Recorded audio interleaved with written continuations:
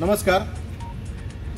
माननीय पंतप्रधान नरेंद्र मोदी यांचा विकसित भारत नावाचा कार्यक्रम आज एस पी कॉलेजवर होणार होता।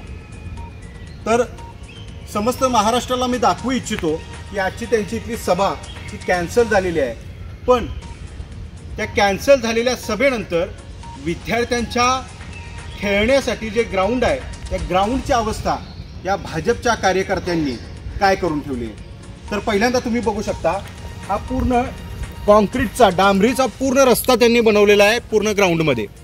तर आता मला एक सांगा की ह्याची भरपाई, या ग्राउंडची भरपाई कोण करणार आहे? हे बघू शकता, इथनं वाहने वगैरे जाऊन पूर्ण ग्राउंड त्यांनी खराब करून टाकलेला आहे। या पूर्ण ग्राउंडवरती कॉन्क्रीट आणि सिमेंट आणि खडीचा पूर्ण भर आहे।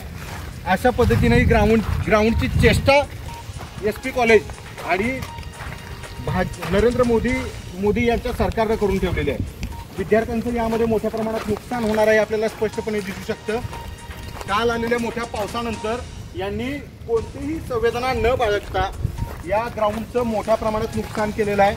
हजारो विद्यार्थी इथं खेळायला येतात, त्या हजारो विद्यार्थ्यांचं नुकसान हे एस पी कॉलेज आणि भाजप प्रणित सरकारने केलेलं आहे। हे बघू शकता, पूर्ण चिखल झालेला आहे, चिखलामध्ये गाड्या रुतून पडलेल्या आहेत आणि या ग्राउंडची भरपाई हे कोण करणार आहे हा प्रश्न मला एस पी कॉलेजला विचारायचा आहे।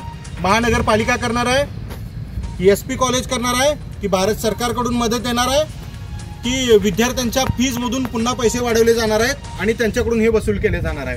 आम्हा सगळ्या प्रतिनिधींना एवढेच विचारायचं आहे की विद्यार्थ्यांच्या आयुष्यातील जो खेळाचा महत्त्वाचा भाग आहे तो संपवण्याचा अधिकार एस पी कॉलेजला किंवा नरेंद्र मोदी प्रणित भाजप सरकारला दिलेला आहे का? बघू शकता, यांनी पूर्ण ग्राउंडवरती जो 400 मीटरचा पूर्ण ट्रॅक होता रनिंगचा त्यावरती पूर्ण कॉन्क्रीट टाकलेला आहे। आता हे इतके दिवस विद्यार्थ्यांचं नुकसान होणार आहे, यासाठी जबाबदारी कोण घेणार आहे का? त्या सगळ्या खुर्च्या वगैरे टाकून ठेवलेल्या आहेत, सगळं ग्राउंड उकरून त्यामध्ये पोल्स उभे केलेले आहेत। तर हे किती मोठं नुकसान आहे विद्यार्थ्यांचं। आणि सातत्यानं तुम्ही राजकीय कार्यक्रमांसाठी असे ग्राउंड देणार आहात का? दुसरीकडे कुठंच तुमच्याकडे ग्राउंड अवेलेबल नव्हतं का, हे विचारायचं आहे। हे बघू शकता, इथे कबड्डीचे कोर्ट्स होते, ते कोर्ट्स पूर्णपणे उद्ध्वस्त केलेले आहेत। इथं मोठं फुटबॉलचं ग्राउंड होतं, ते उद्ध्वस्त केलेलं आहे। खो खोचे ग्राउंड होते, ते उद्ध्वस्त केलेले आहेत। नुसता मोठ्या सिस्टीम लावायच्या आणि एखादा मोठा जंगी कार्यक्रम करून फक्त मतं मिळवण्यासाठी विद्यार्थ्यांच्या आयुष्याशी खेळायचं, हे भाजप सरकारचं दरवेळीचं धोरण आहे। ते धोरण आपल्याला दिसू शकतं। हा एवढा मोठा रस्ता एखाद्या ग्राउंडवर, एखाद्या सेन्सिटिव्ह म्हणजे पुण्यामध्ये काही